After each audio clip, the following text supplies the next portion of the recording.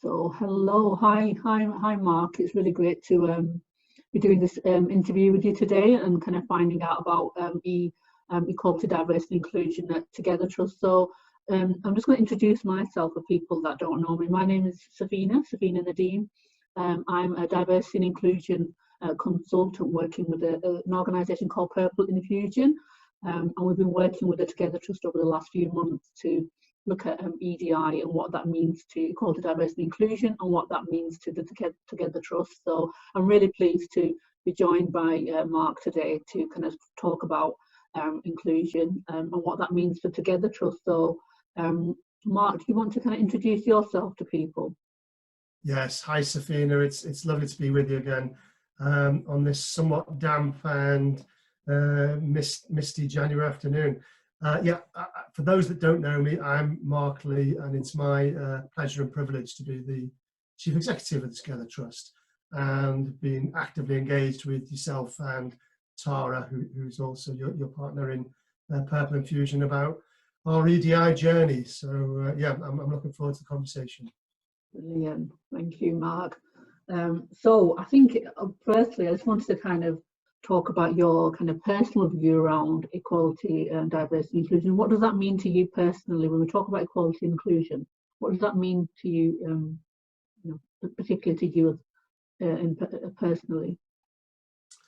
I think for me, during my career, I've worked in organisations that have had at their heart a social justice agenda. So they've been campaigning organisations, that's been the Children's Society, Barnardo's, and the Together Trust, and very much wanting to make sure we achieve the best possible outcomes we can for the people we support.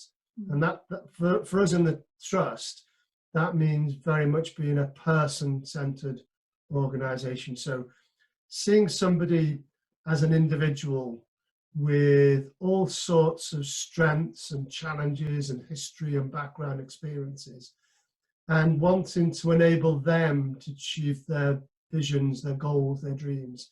And they might be educational, they might be all sorts of things.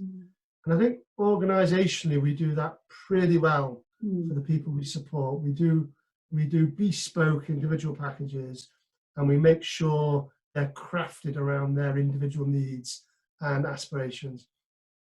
And I think we've sought to be person-centred in our approach to our colleagues in the Trust, to make sure we can achieve the best circumstance and environment so they can prosper and bring their talents and abilities. But what I'm not so sure that we've done is we've got the systematic approach to that equality and inclusion for them. I couldn't measure that. I couldn't articulate that. We organisationally couldn't measure that.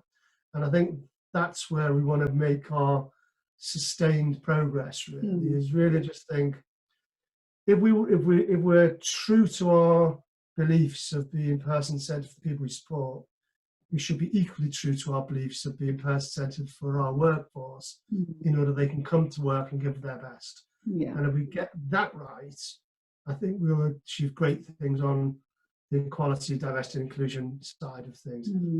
That might not quite be a textbook definition of those areas, but hopefully gives you the spirit and the intention of where I think we're heading. Yeah, and that's so important, isn't it? Because there's a wealth of evidence that tells us that valued and respected staff, people who are working and staff deliver better services. So why wouldn't you want your colleagues and your people to feel that they feel included and respected and valued for who they are, so they can deliver them services to the people? So I think that makes really good sense to me. Yeah, absolutely. And there's conversations I know we've had already in the organisation about, well, why would you want to do it, and why is this important? And there's that whole range of if we've got people of talent and ability, you'd really want them to give that talent and ability to its 100% benefit to people we support. And if anybody is feeling limited or constrained or concerned or anxious or whatever barrier is to them bringing their all of that talent and ability to bear on the outcomes, we're guilty of wasting that talent and ability, and we shouldn't be doing that. Yeah. You know, it's entirely consistent with the values of the trust, you know, that we want to do this. But if we joined up that somebody is given, you know, every individual, every team, every part of the organisation is giving their 100% best in the job they do, well, that's going to be good for them. Yeah. That's going to be good for the people we support. That's going to be good for us organisationally. Yeah. It'll actually be good for our reputation. It'll be good. Well, it'll be good on so many different levels. And so, so that's, for me, that feels like such a win-win, really, in many ways. Yeah, absolutely. It's like a win-win situation. And I think you started talking about, you know, why we're doing this work at Together Trust, but kind of, you know, why do you think that strong commitment to EDI, why Together Trust has made that commitment, do you think? Why is it that, you know, you've got us on board in Pebble and Fusion, myself and Tara, and you really want to push this forward? And you started talking a little bit around that, but can you kind of elaborate on why it's so important to you as a chief executive, but also you as an organisation? Yeah, there's the sort of sense of understanding that has grown for us. I think particularly last year, you know, there's always catalytic moments in an organisation where you either something occurs internally or something occurs externally, and you look at it and think, oh gosh, have we? Whilst we've not got a crisis of any sort, there is a bit of a sense of, are we entirely confident that we're doing the best we possibly can do? And you see that, let's say, in safeguarding. You know, we put in place the training, we put in place the culture, we put in place the management, put in place the supervision, we review incidents internally, we create a culture where people feel able to challenge, create a culture where people feel able to raise questions, we whistle blow, all those sorts of things. We review serious case reviews and we apply the learning back in. And that continuous sense of improvement, I think, is very well embedded in the organisation. But if you think about last year and the George Floyd moment, the Home Truths document that Akivo did, the Charity So White representations, the conversations that have gone on, Black Lives Matters, you know, the sort of sense of the challenge in society to those things, and it makes you think, and you make you reflect, and makes you think, well, okay, could we scrutinise ourselves and say we're as good on equality, diversity, inclusion as we believe ourselves to be on safeguarding? And you think, well, how would you know? Have we got a concerted plan? Have we got the knowledge internally? We've got a lot we don't know that we need to learn, and we're looking for colleagues to up our game with that. We're looking for the organisation to up our game with it. And we then realised that we needed some support, some extra knowledge, extra experience, somebody external to us who was objective, that would act as a critical friend. And I think we sought out conversations within the sector about people that were known, and your reputation came forward, and Penny broached conversations, and then we had conversations, and the team had conversations. And I think we felt, well, you know, we're looking for a partner for the long haul here. We're looking for partners. This is not a flash in the pan. This is going to outlive the next 2-3 years for us. So we really want to make sure it's a long-term, sustained agenda. And that's how we ended up collaborating, I think. And I'd use the word collaborating and partnership, because for me, for the management team, for the colleagues that are leading on this area of activity, we know that in order for us to be really successful, equality, diversity, inclusion becomes an ingrained matter, becomes the way we do things within the Together Trust. It's not a short-term project. This is a long-term agenda with long-term things that we want to make sure not that, I'm going to use the word we take for granted, but I don't mean that glibly as in we don't attend to it, but I mean it as it is the way that we conduct our business, it's the way we behave, it's the way we plan and conduct these. So that's, yeah, so that was a bit of a ramble. That's the sort of territory I'm thinking we're getting into. Yeah, no, that's really, really interesting. And I think you're right in terms of the events last year. It kind of made organisations hold that mirror against themselves, to themselves, and say, well, actually, where is it that we need to, where are we now, and where do we need to go? So that in that reflective period, following kind of the COVID and the Black Lives Matter and the other events that you mentioned, it was a really good time for organisations to just sit back and say, well, actually, where are we, and where do we want to be? And I think I really like your analogy around safeguarding and how important that is, and how it's everyone's business to kind of pick up on safeguarding issues, and how do we make equality, diversity, and inclusion everyone's business, so it runs, like you said, through the DNA of the organisation, and that's where we can find successful organisations that do equality, diversity, inclusion well. They would do see it as part and parcel of everybody's role, not just somebody who sits in HR or in OD. Yeah, no, absolutely. Yeah. Absolutely. So I think we've been having conversations for a few months now, around what we want to be doing at Together Trust and how we'll be working collaboratively. So can you just tell people, the staff and colleagues, some of the things that we've been involved in with Together Trust, so people are aware of what's happening. So just kind of give a brief summary of what we've been doing together. And yeah, like any sort of big agenda, it's sometimes sensible to break it up into component parts, knowing you've got to join it all back up again. But sometimes it feels a bit too overwhelming just to start on a scattergun with things. So we've tried to break it into 3 core components that we're looking to work on and put leadership and resource and plans into place for. The first one, as you'd imagine, would be around our workforce, because we are as good as an organisation as the person that's in front of the person that we support. That sort of relationship of delivering a service or education or a package of sport, whatever it might be. We're only as good as our frontline colleagues in that sense. And then what enables them to be great is the support, supervision, management, guidance, plans, teamwork they're working in, and the like. So our workforce is our first and primary sort of focus.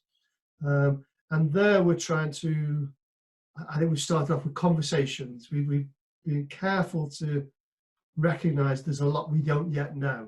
So we don't know what the lived experience is for practitioners on the front line, for their managing supervisors. So we need to have that dialogue of understanding and not presume or assume that we've got the answers already when we've got to discover some of those things.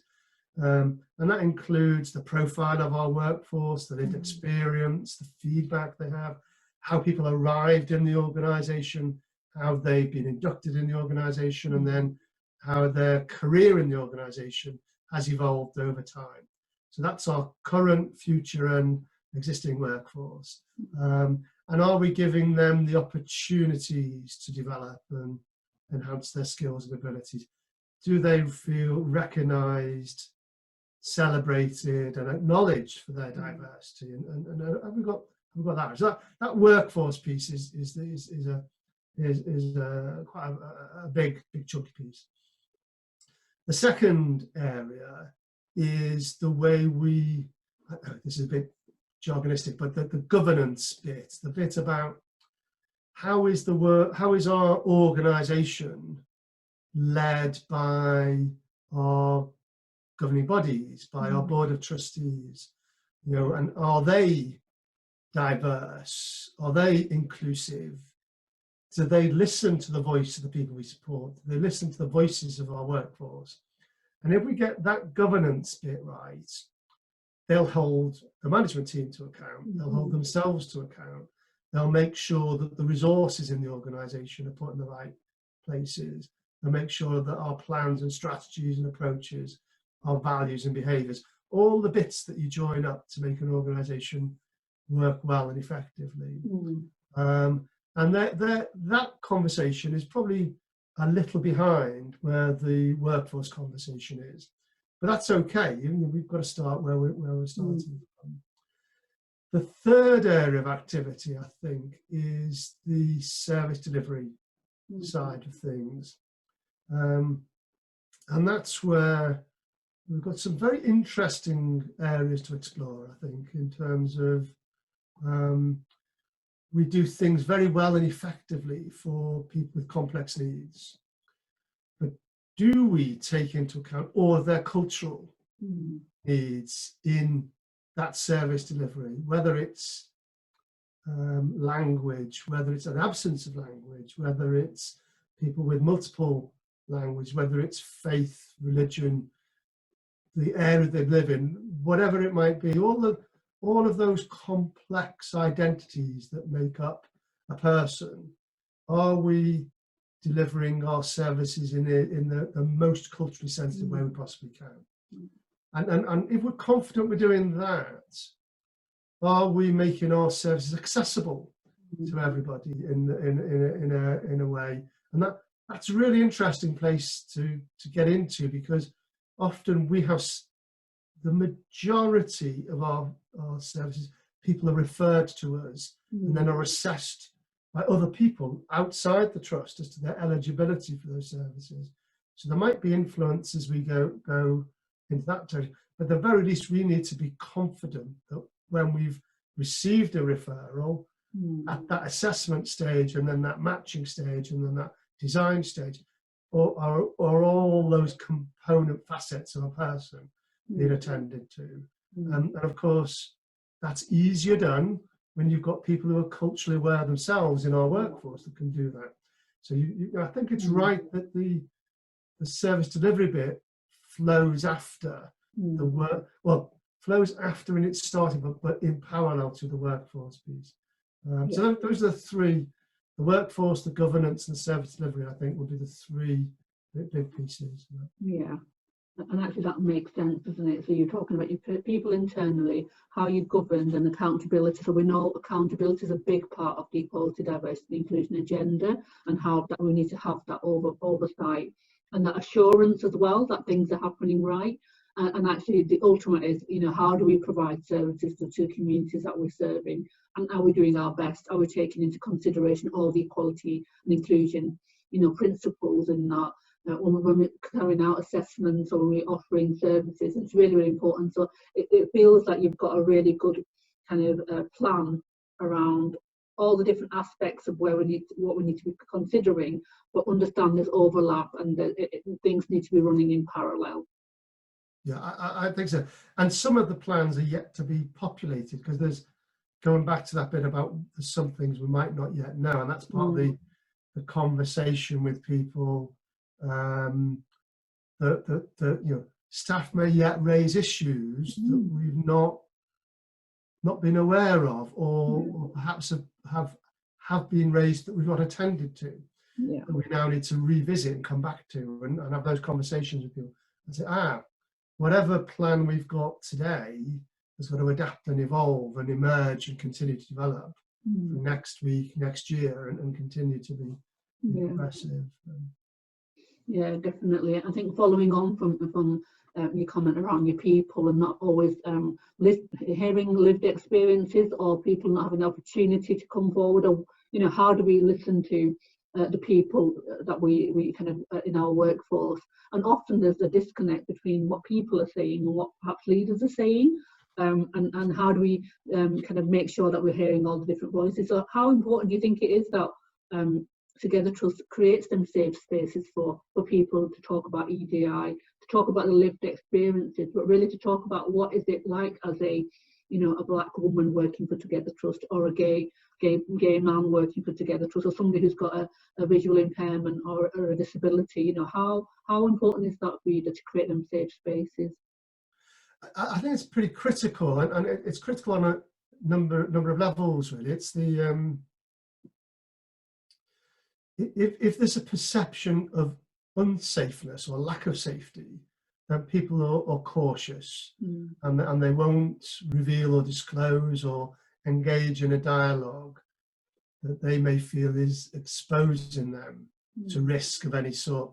And that perception really matters, because people might not fill in an equal opportunities monitoring form because they might say, well, I'm not sure yet, I don't know this organisation, and I don't yet know, when you're at the point of appointment, and I need to get to know, is this an okay thing to do? Because we don't operate in a vacuum. We are an organisation. We operate in a society that is not as inclusive and as safe for people that we'd like to be. We know very actively about the prevalence of hate crime for people with differences and disabilities, for example, or autistic young people in communities that are not valued and respected for their unique personality and characteristics. I've got no sense of what it's like to be a black woman in society, or a person of faith in society that might be viewed as other or as different by society. And there's our history with regard to LGBT society. It's not that long ago, that the likes of Alan Turing, one of our heroes in many ways, was incarcerated in prison and ended up taking his life. There's so many examples of that, and you still see media reports of people being stopped, searched because of their ethnicity or their perception of them in some way. So people's lived experience outside the organisation would lend them to be careful and to be wary, lend them to only go to places that are safe and secure, or a small cohort of individuals that they would trust to disclose and reveal themselves to.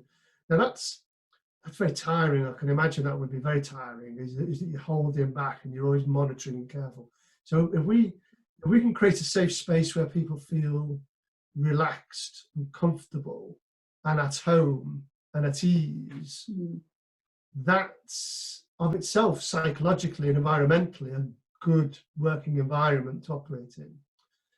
If then what that enables us to do is to have meaningful conversations with people, that enables them to feel able to say, I think we might do things differently or better or this way, that allows for a dialogue and a conversation to occur.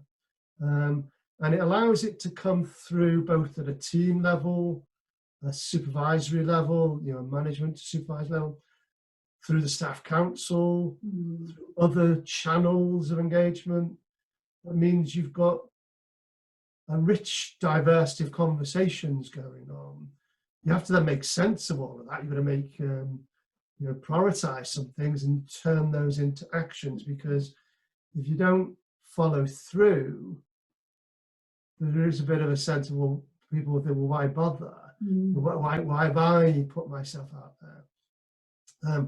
And I think that's where, that's an interesting and challenging space for us, both for our workforce and the people we support. How does their lived experience inform and shape our plans and strategies and the board and the governing bodies? And there's lots of experience. I think people would reflect back and say, I've been consulted to death on things, keep getting asked my opinion, and nothing happens, nothing changes. So we've got to get that environment right, but we've also got to be clear on expectations and follow through and actions that flow from that. Otherwise, is it worse to ask people to disclose, give things, and then do nothing than to not have asked them at all? I don't know, it probably is actually, isn't it? If you create expectations and don't follow through, it's probably even more dishonest than actually saying we're not bothered or don't even ask the question. And I think that's an issue around engagement, isn't it? Is about often people don't close that engagement loop. So you know, we ask people, what do you think about this, or an opinion, and either we do nothing with it, or we might do something but not let people know what we're doing. And there's a famous phrase, something, I think it's like, leaders that don't listen will eventually be surrounded by people who have nothing to say, because what happens is people get engaged, like you said, that fatigue around constantly being asked about things, and they don't know what's happening with the information, or nothing's being done. So eventually people will stop saying, telling you how it is. And we know with engagement is that highly engaged organisations are more likely to be more productive, because the staff feel that they can contribute. But that effective engagement and that inclusive engagement is key, isn't it? Setting expectations, engaging at the right time. So it's not after you've made a decision, it's about informing decisions. But also, if nothing can be done, going back to your people and saying, we really appreciated this. This is what, you know, this is how it's impacted on this decision, but this is what can't be changed, for example. Yeah. Oh, and I think that latter bit's really important, because it's about being honest with people, isn't it? That actually, you know, I can't really think of an example, but there may be something that someone passionately believes needs to be done and done differently, whether it's on a service development or a way we train people, or whatever it might be, and there may be insufficient resource to do it. There might not be the capacity to do it, and it doesn't mean it wasn't a good idea, but it does mean that we've got other priorities that we really have to focus on.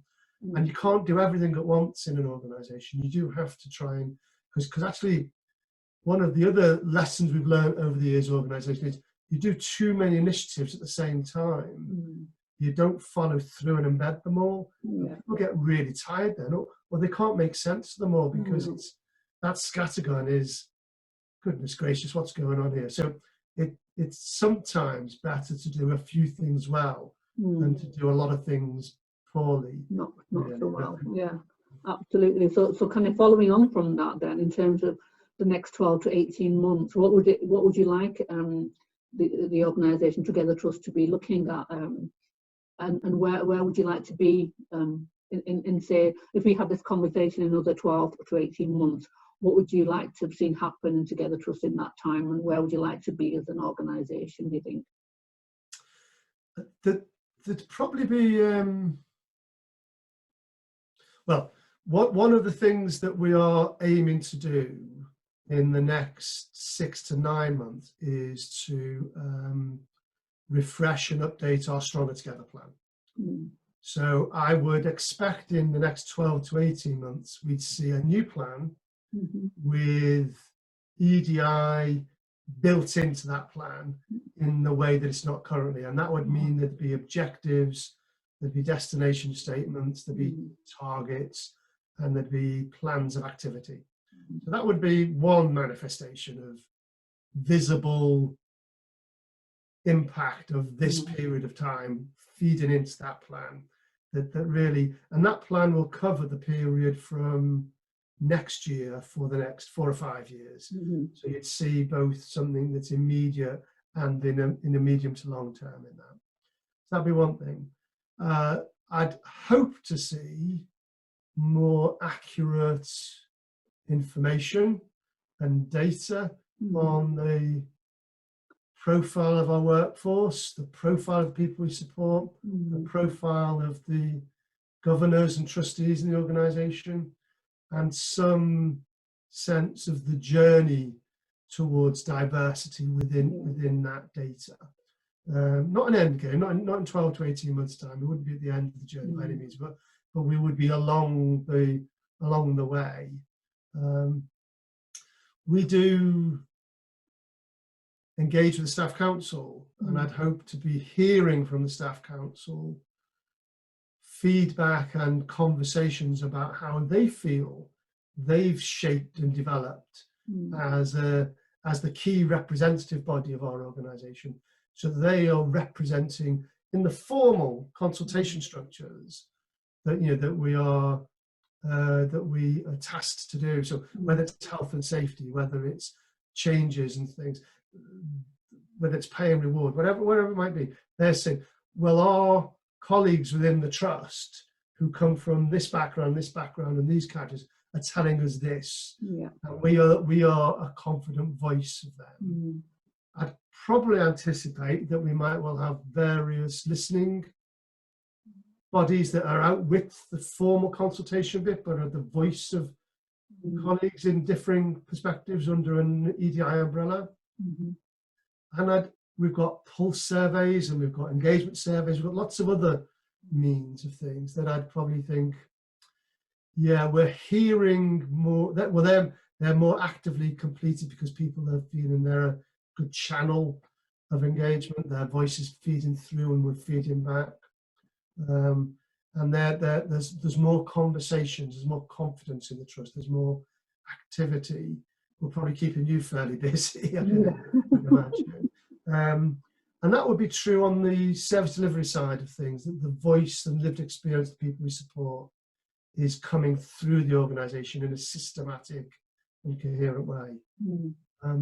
So some of it would be cultural, some of it would be plans and activity, some of it would be data and measurable. So it would be the hard and the soft qualitative measures and data. So progress, a sense of enthusiasm, a sense of energy, sense of commitment, sense of excitement, perhaps, in those areas. That's probably captures a fair bit of where I'd hope we'd be in 12, 18 months' time. Yeah, and I think that's realistic as well. It's not important, isn't it, to be always realistic about where you'd expect to be in 12 to 18 months, or what you can influence in that time. And it feels like you've looked at, you've said a bit about the strategy, about how we're going to let people know where we want to be in objective setting, but also that bit around listening to your people more and having them safe spaces, and then impacting on service users. So it feels like a realistic place to be in 12 to 18 months, where them kind of systems and processes are in place, really. I hope so. Yeah. And I think it is when we talk about equality, diversity, inclusion. Often with organisations, they'll set things and say, I want to be here in 12 months, but often it's not realistic. Which means that when you're promoting it in the organisation, people feel that you've not met your deadlines or your targets, but actually they weren't realistic to begin with. So I think it's really important to set them expectations, but really realistic expectations as well. Well, I think with all of these things, because we're starting with our workforce, which you might say is the bottom-up approach thing, and we've got our governance with the trustees, there's a top-down. It's joining all of that up to make one whole, those three strands we talked about. And I think that's where there's a bit yet to learn and discover. So it would be, it's fairly easy to set a project plan underway and just say, do this, this, this, and this. But unless you're confident it's going to go to the right places, that's not the wisest course of action. So I'd be careful about setting any targets today until we've got a greater sense of where's the key gaps and where's the key areas that we need to make progress on. And I think that comes from those conversations with colleagues in the workplace. And having that data as well. Absolutely. So I think, Mark, I could talk to you all day around this agenda. As you know, I'm very passionate, and so are you. So I think we're going to kind of round up the interview now. I always say that, equality, diversity, inclusion is a journey and not a destination. And it feels like we're on this journey together. I'm really excited about where Together Trust is in the direction it's travelling, and the commitments that I've seen from people. And the buy-in's been amazing, right to the board and into colleagues in different governance and workforce. It's been a real pleasure to start working with you, and I'm really excited about where we're going to be going. So, and we will be kind of continuing to engage with the trust, with the workforce, and really get equality, diversity, inclusion in everybody's minds, and start having conversations and making it business as usual for everyone. I think that's absolutely right, Safina. We're very excited about it, but we equally know that there's a lot of work to be done. So we've got to be realistic about that. We're very pleased that we're working with you and Tara in this. I think finding the right partner was important for us, and we're very pleased to have done that. And we know it's it could have been easy to choose not to do it at the moment because there's so much going on for people in terms of COVID. We've not really touched on COVID very briefly, but I know how fantastically hard our colleagues in the Trust have worked to keep children and young people safe and well and educated and progressing. And it's pretty tiring stuff, you know, that they've had to do. Colleagues on the operational side, but also colleagues in sport functions as well. And we're making, we don't take that for granted in the slightest. And, you know, we don't think we're out of the woods yet. You know, there's still an awful lot yet to be done with that sustainability of the services for people we support. But what you can't do is you can't only focus on the here and now. You've got to look ahead. And this feels to me to be one of the key challenges for us looking ahead. And I think that's why it feels important that we're doing this alongside keeping going on this COVID agenda. And I hope colleagues appreciate that and appreciate our appreciation of all their efforts, because you know, at the end of the day, the fantastic workforce that we have are motivated and committed to doing the best they possibly can for people support, and we need to make sure we enable them to do that. And that's why we're getting behind the equality and diversity and inclusion agenda so strongly. Yeah, brilliant. That's fantastic. Like, it's been a real pleasure, and I know we're going to continue conversations, and I'm really looking forward to kind of continuing these catch-ups and these chats and see, you know, how we can make sure that everybody's aware of what's happening, but also get people involved as well within the EDI work. Like I said before, it's about everyone, isn't it? And getting people involved in it. Yeah, absolutely right. Yeah. Thanks very much for the conversation. Thank you, Mark. Thanks. It's been a real pleasure.